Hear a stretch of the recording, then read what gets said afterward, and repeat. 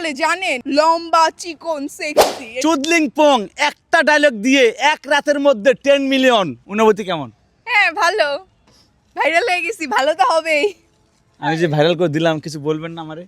আপনি আমারে ভাইরাল করে দিয়েছেন এমন না, আমি ভাইরাল হয়ে গেছি। আমি আমার যোগ্যতায় ভাইরাল হয়েছি, আমি আমার কথা আর আমার চাপার জন্য ভাইরাল হয়েছি। আপনি আমারে কিভাবে ভাইরাল করলেন? আমার চ্যালেঞ্জ না হইলে তো জীবনও ভাইরাল হইতো না। আপনার চ্যানেল না হইলেও আমার চাপার জন্য ভাইরাল হয়ে যেত।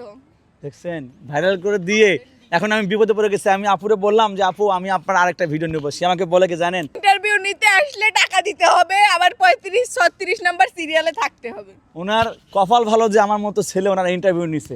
ওনার কপাল ভালো যে আমার মতো রাশিয়ান সুন্দরী কটকটি মেয়ে ওনাকে হচ্ছে গিয়া ভাইরাল দিছে বা ডায়লগ দিছি। ওকে, কটকটি মানে কি? কটকটি মানে সুন্দর। সুন্দর না, কটকটি মানে হলো ওই যে শুকনা। শুকনা মানে বোঝেন? মানে ওই যে হুটকি আছে না, হুটকি। তো সুন্দর কাকে বলে জানেন? লম্বা চিকন সেক্সি, এটা কিন্তু বলে সুন্দর।